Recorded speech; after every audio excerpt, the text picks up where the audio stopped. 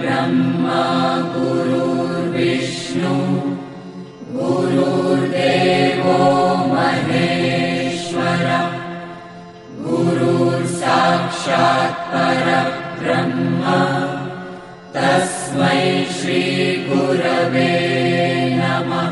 गुरुर्ब्रह्मा गुरुर्विष्णु गुरुर्देवो महेश्वरः गुरुर्साक्षात् परब्रह्म तस्मै श्री गुरवे नमः।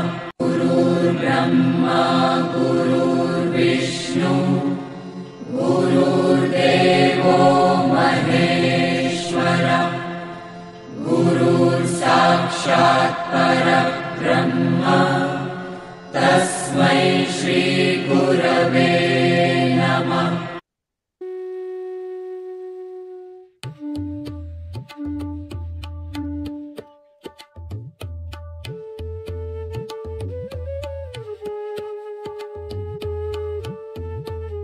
भगवद्गीता ज्ञानेश्वरीच्या आधारे सुरू असलेल्या ह्या प्रवचन मालिकेचे शीर्षक अध्यात्म यात्रा असे आहे। अध्यात्म यात्रेचे आजचे हे 150वे प्रवचन पुष्प आहे।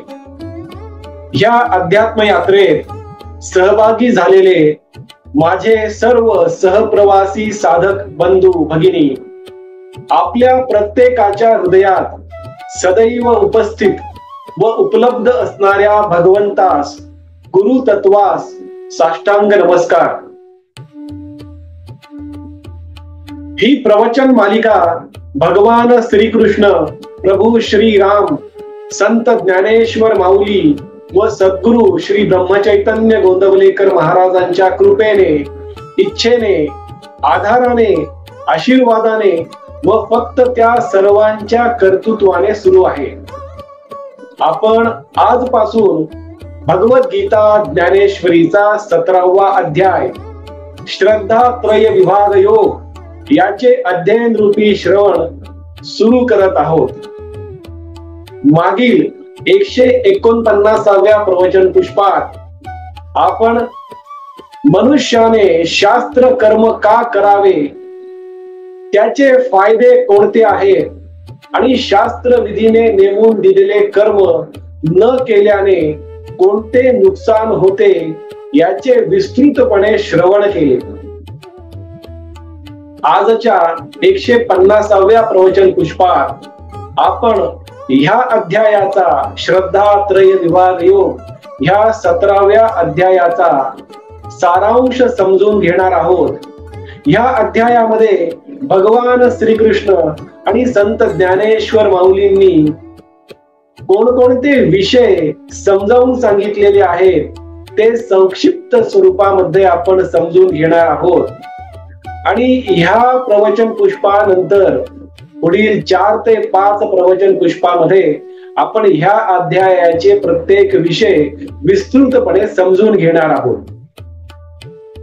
दररोज प्रमाणे आजही ह्या प्रवचन पुष्पाच्या शेवटी भगवान श्रीकृष्ण व संत ज्ञानेश्वर माऊली आजच्या अर्जुनाला, आजच्या सामान्य माणसाला कोणता संदेश, कोणता विवेक विचार समोर ठेवणार आहेत हे देखील आपण ह्या प्रवचन पुष्पाच्या शेवटी समजून घेणार आहोत। कुरुक्षेत्राच्या अति पवित्र आणि अमर युद्धभूमीवर हा गुरु श्रीकृष्ण आणि शिष्य अर्जुनामधील भगवान श्रीकृष्ण आणि भक्त अर्जुनामध्ये हा सुख संवाद, मधुर संवाद, अमर संवाद, अति पवित्र संवाद सुरू आहे। गुरु श्रीकृष्ण शिष्य अर्जुनाला विविध विषयावर मार्गदर्शन करून त्याला अंतर्बाह्य स्थिर, शांत व प्रसन्न करण्याचा कळवळीने तळमळीने प्रयत्न करत आहेत। आपल्या गुरूंच्या मार्गदर्शनाचे मनोभावे श्रवण करून शिष्य अर्जुन देखील हळूहळू टप्प्याटप्प्याने क्रमाक्रमाने आत्मज्ञानाच्या मंदिराची पायरी चढत चढत स्थिर, शांत व आत्मविश्वासाने भरलेला स्पष्ट जाणवत आहे। अर्जुनाचा हा आत्मविश्वास, युद्धासाठी सज्जता पाहून विवेकाचे महापर्वत असणारे गुरु श्रीकृष्ण, प्रेमाचे, करुणेचे, दयेचे, आनंदाचे, समाधानाचे सर्वात खोल महासागर असणारे गुरु श्रीकृष्ण, प्रसन्नतेचे, विनम्रतेचे सर्वोच्च दीपस्तंभ असणारे गुरु श्रीकृष्ण, आत्मज्ञानाचे अजरामरपणे तळपत असणारे महातेजस्वी ज्ञान सूर्य गुरु श्रीकृष्ण अति आनंदी होतात, अति प्रसन्न होतात आणि अर्जुनाशी पुढे संवाद साधण्यास सुरुवात करतात. आतापर्यंत भगवान श्रीकृष्णांनी अर्जुनाला विविध विषयावर मार्गदर्शन केले, पण मागील अध्यायाच्या शेवटी भगवान श्रीकृष्ण 23व्या आणि 24व्या श्लोकामध्ये शास्त्रविधी कर्माबद्दल बोलतात. भगवान श्रीकृष्ण अर्जुनाला सांगतात की मनुष्याने शास्त्राचे सर्व नियम जे बांधून दिलेली आहेत त्याचे पालन करणे आवश्यक आहे. शास्त्राचे नियम सोडून मनाला वाटेल तसे जो मनुष्य जगतो त्याला सिद्धी प्राप्त होत नाही. सिद्धी प्राप्त न झाल्यामुळे मनुष्याला शांती, सुख, आनंद, समाधान कधीही मिळू शकत नाही आणि अशा मनुष्याला परमगती म्हणजेच मोक्ष किंवा मुक्तीही प्राप्त होऊ शकत नाही. याचे विस्तृत श्रवण मागील अध्यायामध्ये भगवान श्रीकृष्णांनी, गुरु श्रीकृष्णांनी शिष्य अर्जुनाला, भक्त अर्जुनाला घडवले. अर्जुनाला हे देखील सांगितले की अर्जुना, कर्तव्य आणि अकर्तव्य यातील फरक समजून घे. मनुष्याला कर्तव्य कर्म करणे हे आवश्यकच आहे आणि त्यासाठी शास्त्राचं प्रमाण मानले पाहिजे. शास्त्र विधीने नेमलेले कर्तव्य कर्म हे केलेच पाहिजे आणि तेच करणे योग्य आहे, यथा योग्य आहे. हे देखील अर्जुनाला भगवान श्रीकृष्णांनी आणि गुरु श्रीकृष्णांनी समजून सांगितले. या अध्यायाचे नाव श्रद्धा त्रय विभाग योग असे आहे. भगवान श्रीकृष्णांनी अर्जुनाला या आधीही अनेक ठिकाणी मागील 16 अध्यायामध्ये श्रद्धेचे महत्व पटवून दिलेलेच आहे. आता मात्र भगवान श्रीकृष्ण शास्त्रविधी कर्माचा, शास्त्र कर्माचा उल्लेख आवर्जून करत आहेत. भगवान श्रीकृष्ण अर्जुनाला म्हणतात की जे लोक शास्त्र जाणत नाहीत ते नक्कीच पाप मार्गावर मार्गक्रमण करत आहेत. मागील अध्यायानंतर जेव्हा हा अध्याय सुरू होतो, श्रद्धा त्रय विभाग योग, या अध्यायाच्या सुरुवातीलाच शिष्य अर्जुन, भक्त अर्जुन त्याच्या गुरूंना, त्याच्या भगवंतांना, भगवान श्रीकृष्णांना हा प्रश्न विचारतो की भगवंता, ज्यांना शास्त्र माहित आहे ते तर ठीक आहे, ते शास्त्र कर्माचे पालन करतील, शास्त्रविधीने नेमून दिलेल्या कर्तव्य कर्माचे पालन करतील. पण ज्यांना शास्त्र माहित नाही, ज्यांना शास्त्राचे ज्ञान नाही, अशा लोकांनी काय करावे? आणि या ठिकाणी 17व्या अध्यायाची सुरुवात होती. अर्जुनाची ही जिज्ञासा त्याच्या स्वतःसाठी नसून सामान्य माणसासाठी आहे. कारण अर्जुन भगवंताच्या इतक्या जवळ होता, त्याच्या गुरूंच्या सानिध्यामध्ये प्रत्येक क्षण घालवत होता. त्यामुळे अर्जुनाला शास्त्राचा अभ्यास होता, शास्त्रविधी कर्तव्य कर्माचा अभ्यास होता. पण सामान्य माणसाला शास्त्राचा अभ्यास असेलच असे नाही. त्यामुळे हा प्रश्न अर्जुनाची ही जिज्ञासा फक्त त्याच्यासाठी नसून तर सामान्य माणसासाठी आहे. म्हणून अर्जुन भगवान श्रीकृष्णांना हा प्रश्न विचारतो की भगवंता, ज्यांना शास्त्राचे ज्ञान नाही, ज्यांना शास्त्र माहिती नाही, त्यांनी काय करावे? त्यांची स्थिती कोणती असते? त्यांची सात्विक स्थिती असते, राजस स्थिती असते का तामसी स्थिती असते? सामान्य लोक ज्यांना शास्त्रविधींचे ज्ञान नाही, जर त्यांनी श्रद्धेने प्रत्येक कर्म केले तर मग त्यांचे काय होते? ज्या लोकांना शास्त्राचे ज्ञान आहे पण त्या ज्ञानाचा त्याग करून त्या लोकांनी जरी कर्म केले पण ते कर्म श्रद्धेने युक्त असेल तर त्यांची स्थिती कोणती होते? त्यांची गती कोणती होते? त्यांना आपण काय म्हणावे? सात्विक म्हणावे, राजसी म्हणावे का तामसी म्हणावे? पूर्ण श्रद्धेचे महत्व काय आहे भगवंता? श्रद्धा असणाऱ्या मनुष्याला आपण सात्विक म्हणू शकतो का? श्रद्धाहीन मनुष्याला काय म्हणावे? आणि ह्या ठिकाणी या अध्यायाची सुरुवात होते. या अध्यायाचे नावच श्रद्धा त्रय विवाद योग हे असे आहे. हे नाव असण्याचे एकमेव कारण म्हणजे भगवान श्रीकृष्ण अर्जुनाला, त्यांच्या शिष्याला, त्यांच्या परमभक्ताला श्रद्धेचे विस्तृत महत्व समजावून सांगतात. भगवान श्रीकृष्ण जेव्हा अर्जुनाला श्रद्धेचे महत्व समजावून सांगतात त्याआधी आपण श्रद्धा या शब्दाचा अर्थ समजून घेऊया. श्रद्धा या शब्दाचा विस्तृत अर्थ असा आहे, श्रद्ध म्हणजे सत्य आणि ध म्हणजे मार्ग. सत्याचा मार्ग म्हणजे श्रद्धा असा ह्या शब्दाचे वर्णन करता येईल. श्रद्धा या शब्दाचा उलट अर्थ असणारा शब्द म्हणजे शंका. ज्या ठिकाणी श्रद्धा असते त्या ठिकाणी शंकेला वाव नसतो आणि ज्या ठिकाणी किंचितही शंका असते त्या ठिकाणी श्रद्धा कधीही असू शकत नाही. त्यामुळे श्रद्धा आणि शंका हे दोन परस्पर विरोधी शब्द आहेतच, पण हे परस्पर विरोधी भाव देखील आहेत. कारण ज्या ठिकाणी श्रद्धा असते त्या ठिकाणी शंकेला वाव नसतो आणि ज्या ठिकाणी शंका असते त्या ठिकाणी श्रद्धा कदापिही राहू शकत नाही. श्रद्धा आणि शंका या दोन्ही गोष्टी एकमेकासोबत कधीच असू शकत नाही.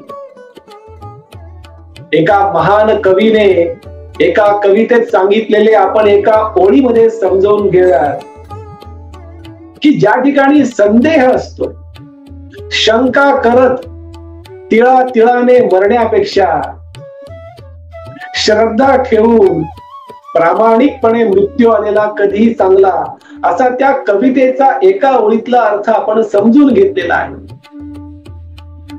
कारण मनुष्याचे जीवन हे श्रद्धेने आणि विश्वासाने जोडले गेलेले आहे.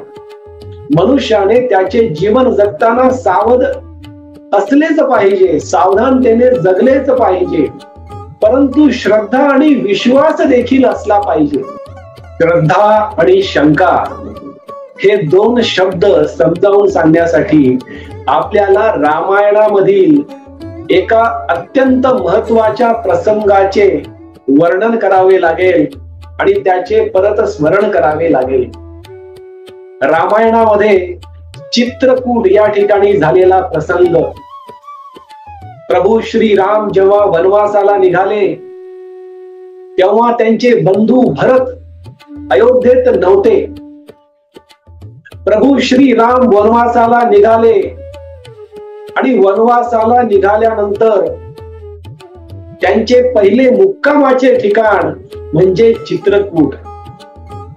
प्रभू श्रीराम, माता सीता आणि त्यांचे बंधू लक्ष्मण हे तिघे चित्रकूट या ठिकाणी मुक्कामाला, पहिल्या मुक्कामाला थांबले. जेव्हा ते तिथे थांबले तोपर्यंत भरत अयोध्येत आला होता. भरताला जेव्हा ही वार्ता कळाली की माझे वरिष्ठ बंधू, माझा भगवंत, माझे गुरु माझे मार्गदर्शक प्रभू श्री राम वनवासाला निघालेले आहेत आणि तो वनवास माझ्या मातेमुळे त्यांना करावा लागतोय हे जेव्हा भरताला कळाले, तेव्हा भरत चतुरंग सेना घेऊन अयोध्येचे सर्व लोक घेऊन चित्रकूटच्या दिशेने निघाला. ही वार्ता प्रभू श्री राम आणि लक्ष्मणाला कळल्यानंतर लक्ष्मण अस्वस्थ झाला. लक्ष्मणाच्या मनामध्ये ही शंका निर्माण झाली की भरत जणू काही प्रभू श्री रामावर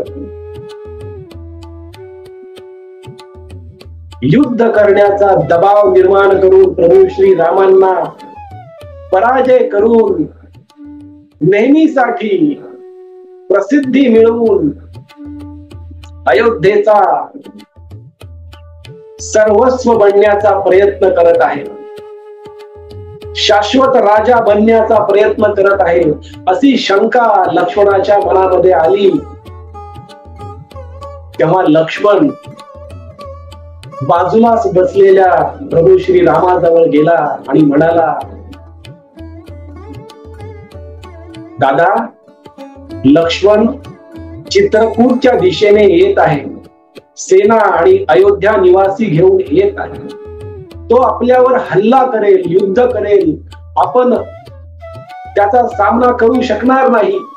तो अयोध्येचे राज्य नेहमीसाठी मिळवण्याचा प्रयत्न करत आहे असे मला वाटत आहे प्रभू श्री रामा. असे म्हटल्यानंतर प्रभू श्री राम हसले आणि म्हणाले, लक्ष्मणा, तू भरताला ओळखलेच नाहीस का रे? अरे, भरताला ब्रह्मा, विष्णू आणि महेशाचे पद जरी मिळाले तरी तो घेणार नाही. अरे, अयोध्येचे राज्य ही तर त्याच्यासाठी क्षुल्लक गोष्ट आहे. लक्ष्मणा, भरतासारखा पवित्र भाऊ आजपर्यंत या सृष्टीमध्ये झाला नाही, आजही नाही आणि या पुढेही होणार नाही असे प्रभू श्रीराम त्यांच्याच भावाला सांगत आहेत, ज्याने सर्वस्व सोडून त्याच्या सोबत वनवासाला येण्याचा निर्णय घेतला. प्रभू श्रीराम पुढे लक्ष्मणाला म्हणतात, अरे लक्ष्मणा, एक वेळ हे शक्य आहे की अंधार सूर्याला गिळून टाकेल, आकाश ढगामध्ये गुंडाळून जाईल, पृथ्वी कदाचित तिची क्षमाशीलता सोडून भूकंप निर्माण करून स्वतःलाच गिळून टाकील. असेही होऊ शकते की एखाद्या मच्छराच्या फुंकरामुळे मेरू पर्वत देखील एका क्षणात उडून जाईल. लक्ष्मणा, पण भरत अयोध्येचे राज्य मिळवण्याचा साधा विचार देखील कधीही मनात आणणार नाही. राज्याचा लोभ भरताच्या मनामध्ये यत्किंचितही कधीही स्वप्नात देखील येण्याची शक्यता दूर दूर पर्यंत नाही. लक्ष्मणा, ही श्रद्धा, हा विश्वास प्रभू श्री रामांचा भरतावर आहे, तर भरताची श्रद्धा, भरताचा विश्वास प्रभू श्री रामावर किती असेल? या ठिकाणी ह्या प्रसंगामध्ये लक्ष्मणाच्या मनामध्ये असणारी शंका आणि प्रभू श्री रामाची श्रद्धा भरतावर आणि भरताची श्रद्धा प्रभू श्री रामावर या ठिकाणी दिसून येते. लक्ष्मणाच्या मनामध्ये शंका होती, त्यामुळे भरताबद्दल श्रद्धा नव्हती. भरताच्या मनामध्ये प्रभू श्री रामाबद्दल श्रद्धा होती, त्यामुळे शंका नव्हती. आणि प्रभू श्री रामाच्या मनामध्ये श्रद्धा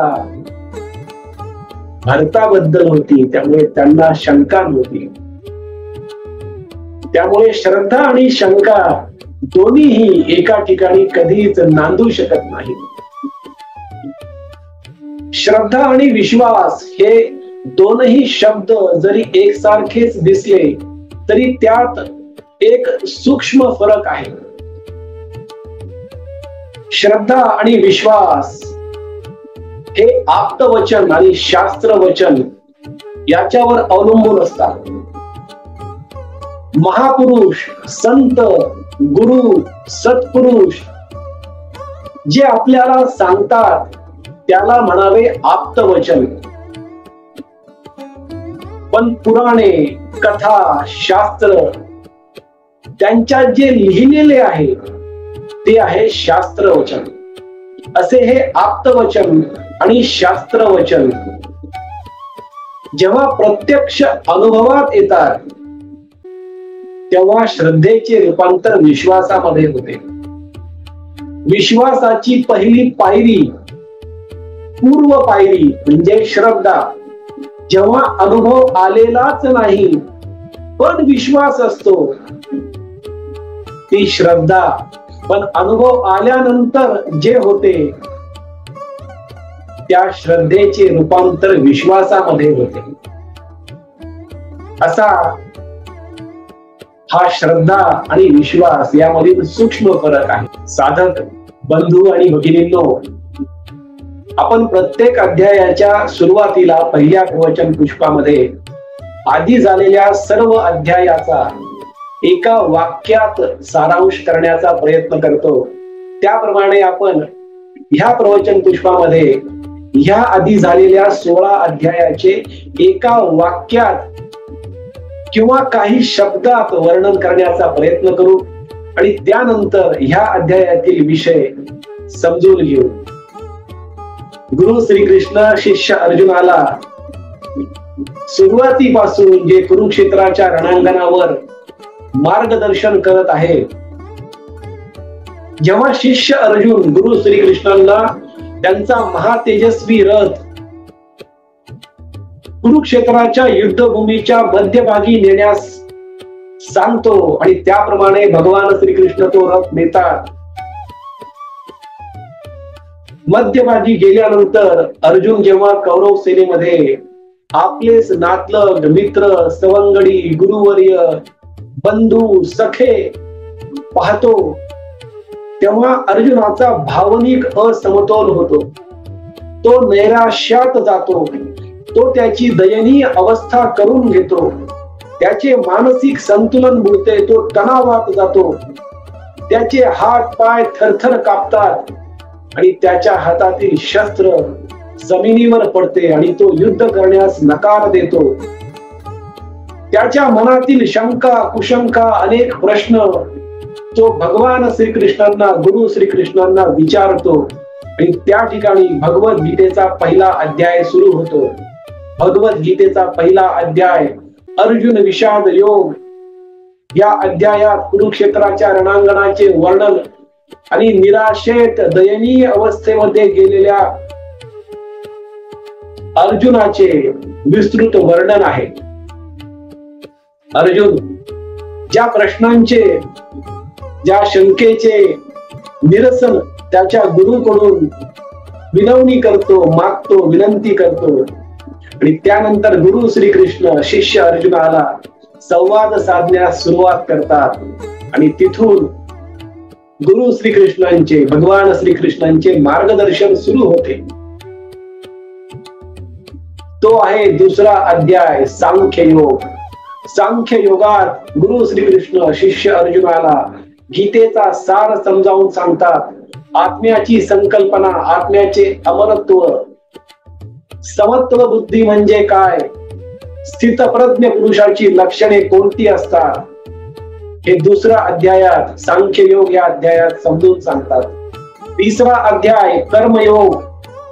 यामध्ये गुरु श्रीकृष्ण शिष्य अर्जुनाला कर्माचे महत्व, कर्माची महती, मनुष्य कर्मापासून पळून जाऊ शकत नाही, लपून बसू शकत नाही, कर्माला टाळू शकत नाही, कर्म हे करावेच लागते हे तिसऱ्या अध्यायात कर्मयोग या अध्यायात समजून सांगतात.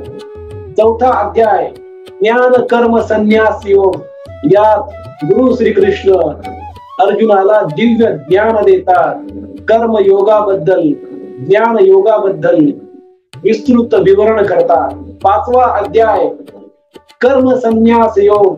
ह्यात मनुष्याने कर्म करतानाच मनामध्ये कर्माच्या फळाचा संन्यास कसा घ्यावा याचे विस्तृत वर्णन केलेले आहे. 6वा अध्याय आत्मसंयम योग. या अध्यायामध्ये गुरु श्रीकृष्ण शिष्य अर्जुनाला ध्यान योगाचे विवरण करतात. मनाची शांती आणि मनाची चंचलता याबद्दल विस्तृत वर्णन करतात. 7वा अध्याय ज्ञान विज्ञान योग. या प्रकृती त्रिगुण व माया याचे विस्तृत वर्णन गुरु श्रीकृष्ण शिष्य अर्जुनाला करतात. 8वा अध्याय अक्षर ब्रह्म योग. ब्रह्म, अध्यात्म, प्रकृती, त्रिगुण, माया याचे विस्तृत वर्णन करतात. 9वा अध्याय राजविद्या राजगुह्य योग. यात गुरु श्रीकृष्ण शिष्य अर्जुनाला त्यांच्याबद्दल परम गोपनीय ज्ञान समजावून सांगतात. 10वा अध्याय विभूती योग. भगवंताचे ऐश्वर्य, त्यांच्या विभूती ह्या अध्यायात समजून सांगतात. 11वा अध्याय विश्वरूप दर्शन योग. या अध्यायात गुरु श्रीकृष्ण शिष्य अर्जुनाला त्यांच्या विश्वरूपाचे दर्शन घडवतात. 12वा अध्याय भक्ती योग.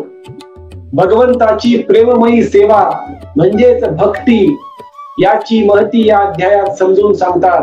13वा अध्याय क्षेत्रज्ञ विभाग योग. या अध्यायात गुरु श्रीकृष्ण शिष्य अर्जुनाला पंचमहाभूतात्मक शरीर, त्यांचे विकार, त्यांची माहिती, ज्ञान आणि अज्ञान म्हणजे काय याचे विस्तृत वर्णन करतात.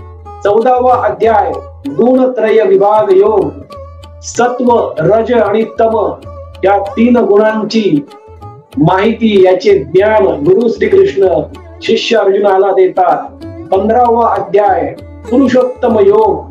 या अध्यायात त्रिगुणात्मक प्रकृतीचे वर्णन आणि संसार वृक्षाचे वर्णन गुरु श्रीकृष्ण शिष्य अर्जुनाला समजावून सांगतात. 16वा अध्याय दैवासुर संपद विभाग योग. या अध्यायात गुरु श्रीकृष्ण दैवी संपत्ती आणि आसुरी संपत्ती याचे फायदे आणि आसुरी संपत्तीमुळे होणारे नुकसान, त्याचे दोष, त्याची चिन्हे विस्तृतपणे समजावून सांगतात. आणि आता आपण भगवद्गीता ज्ञानेश्वरीचा 17वा अध्याय श्रद्धात्रय विभाग योग याचे अध्ययन रूपी श्रवण सुरू करत आहोत. भगवद्गीतेमध्ये या अध्यायात एकूण 28 श्लोक आहेत.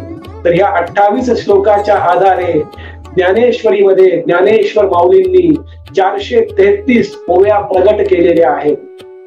या अध्यायात जे विषय गुरु श्रीकृष्ण शिष्य अर्जुनाला समजावून सांगणार आहे ते आपण संक्षिप्त स्वरूपामध्ये समजून घेऊयात. या अध्यायाचे नाव श्रद्धात्रय विभाग योग हे असण्याचे कारण म्हणजे या अध्यायात 3 प्रकारचे श्रद्धा विस्तृतपणे समजावून सांगितलेले आहेत आणि त्यांची फळे कोणती आहेत हे देखील या अध्यायात विस्तृतपणे समजावून सांगितलेले आहे. गुरु श्रीकृष्ण शिष्य अर्जुनाला श्रद्धेचे प्रकार किती आहेत, मनात कशाचे जतन करावे आणि मनाने कशाचा त्याग करावा ह्याचेही श्रवण या अध्यायामध्ये घडवणार आहे. कोणावर श्रद्धा ठेवून आयुष्यात आचरण केले पाहिजे याचे श्रवण देखील गुरु श्रीकृष्ण आणि संत ज्ञानेश्वर माऊली शिष्य अर्जुनाला घडवणार आहे. अज्ञानी मनुष्य जीवनाचा बचाव करत करत कसे जीवन जगतो, अज्ञानाच्या अंधकारात कसा भरकटत जातो, अश्रद्धेमुळे तो अज्ञानात का जगतो याचेही विस्तृत वर्णन आणि श्रवण गुरु श्रीकृष्ण आणि संत ज्ञानेश्वर माऊली या अध्यायात घडवणार आहे. राक्षसी स्वभावाचा मनुष्य अश्रद्धेने कसा बुडालेला असतो आणि तो पाप मार्गावर का जातो याचे श्रवण देखील गुरु श्रीकृष्ण शिष्य अर्जुनाला घडवणार आहे.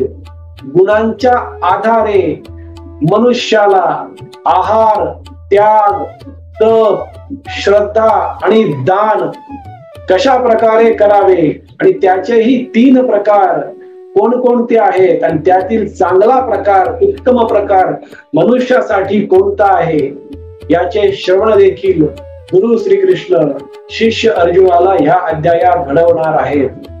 गुणांचा प्रभाव आपल्या आसपासच्या मनुष्यावर तर पडतोच, पण इतर वस्तूवर, इतर गोष्टीवरही आपल्या गुणांचा प्रभाव कसा पडतो याचे श्रवण देखील या अध्यायात गुरु श्रीकृष्ण शिष्य अर्जुनाला घडवणार आहेत.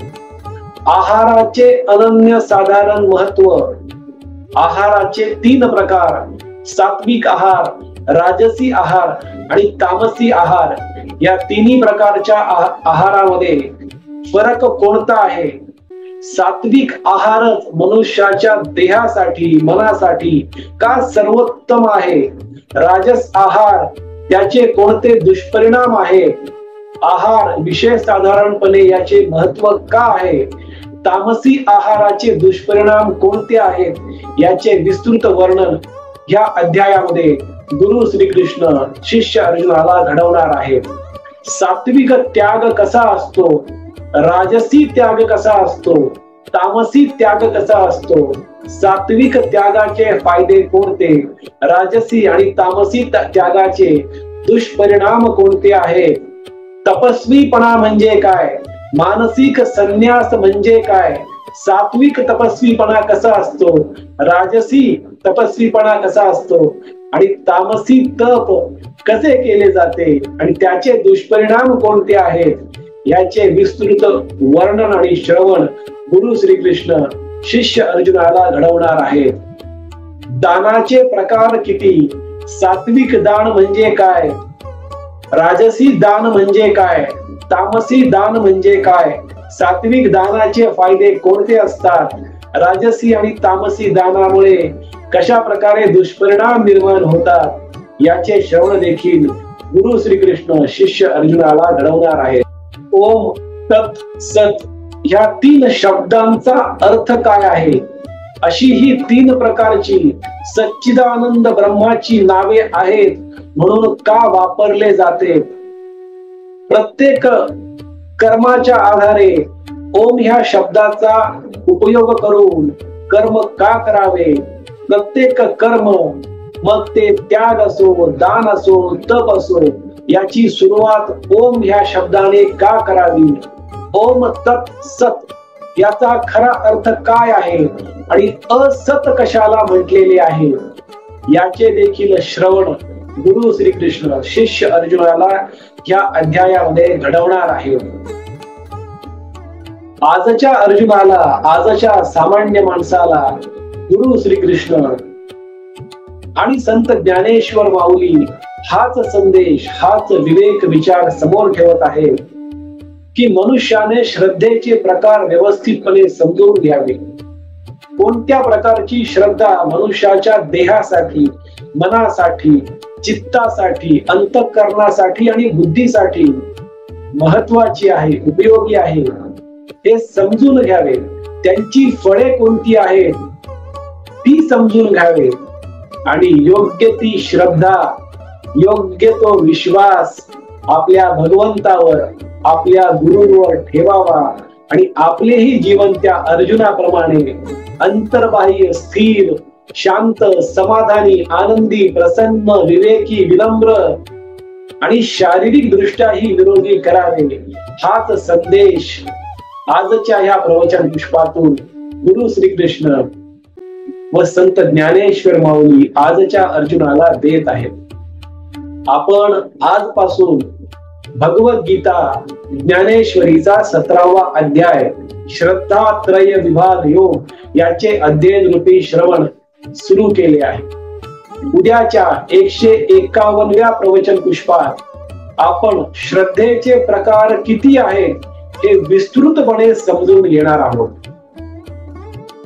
आज परत एकदा आपण सर्वांनी वाणी सेवा करण्याची संधी व सौभाग्य दिले त्याबद्दल आपला आजन्म ऋणी व कृतज्ञ राहील. आजची झालेली वाणी सेवा भगवान श्रीकृष्ण, प्रभू श्री राम, संत ज्ञानेश्वर माऊली यांच्या चरणी, सद्गुरु श्री ब्रह्मचैतन्य गोंदवलेकर महाराजांच्या पवित्र पादुकावर व आई वडिलांच्या चरण कमलावर मनोभावे अर्पण करूया.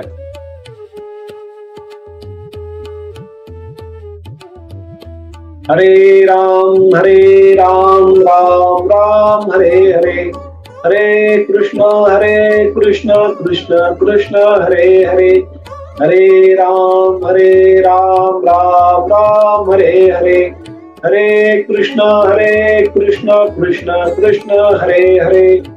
सद्गुरुनाथ महाराज की जय.